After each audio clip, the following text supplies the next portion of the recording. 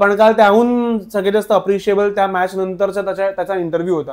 So if you know, तुला माहिती असेल की आकाशदीपची जी बहीण आहे ती कॅन्सरने सफर करते. सो काल त्याने जो परफॉर्मन्स केला होता अख्खा, त्याने तो काल तिला डेडिकेट केला. इन जनरल आकाशदीपची स्टोरी फार इन्स्पायरिंग आहे माझ्या मते. बिहार सारख्या राज्यातनं, जिथे युजली आपल्या लोकांना माहितीये की मेजरली लोक स्पर्धा परीक्षा त्यांचं सगळं त्यातच असतं. सो अशा ठिकाणी क्रिकेटला फार सपोर्ट नव्हता. इक्बाल बिफोर इक्बाल आकाशदीप.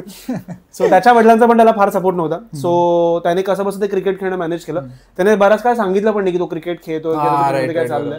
साधारण त्याच्या फॅमिलीतनं ऍक्सेप्टन्स तेव्हा मिळाला जेव्हा तो IPL मध्ये त्याला एक सर्टन अमाऊंट मिळाली किंवा त्याला IPL मध्ये थोडं रेकॉग्निशन मिळालं. आणि त्याचे बाबा पेशाने शिक्षक होते. सो त्याच्याकडनं फार तसा चांगला सपोर्ट नव्हता क्रिकेटला, बट इव्हेंच्युअली त्याला मिळाला.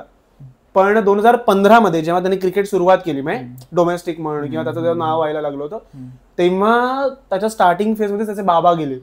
त्यानंतर त्याच्या काहीच महिन्यात त्याचा भाऊ पण गेला. काहीतरी 6 महिन्याच्या स्पॅन मध्ये त्याचा मोठा भाऊ गेला. आणि असं नाही की लहान भाऊ, मोठा भाऊ आणि बाबा दोघं पण वाढलेले. सो तो जो असतो एक वर हात आपल्या, त्याने अख्खा कुटुंबाची जबाबदारी घेतली, सगळ्या गोष्टी त्यांनी सांभाळल्या. प्लस त्याने स्वतःचं क्रिकेट मॅनेज केलं. आणि आता तो जे काय करतोय काइंड ऑफ शमीची रिप्लेसमेंट नाही म्हणू शकतो आपण, पण एक शमी सारखा कोणतरी आपल्याला भेटलाय ज्यावरती आपण विश्वास ठेवू शकतो. बरोबर.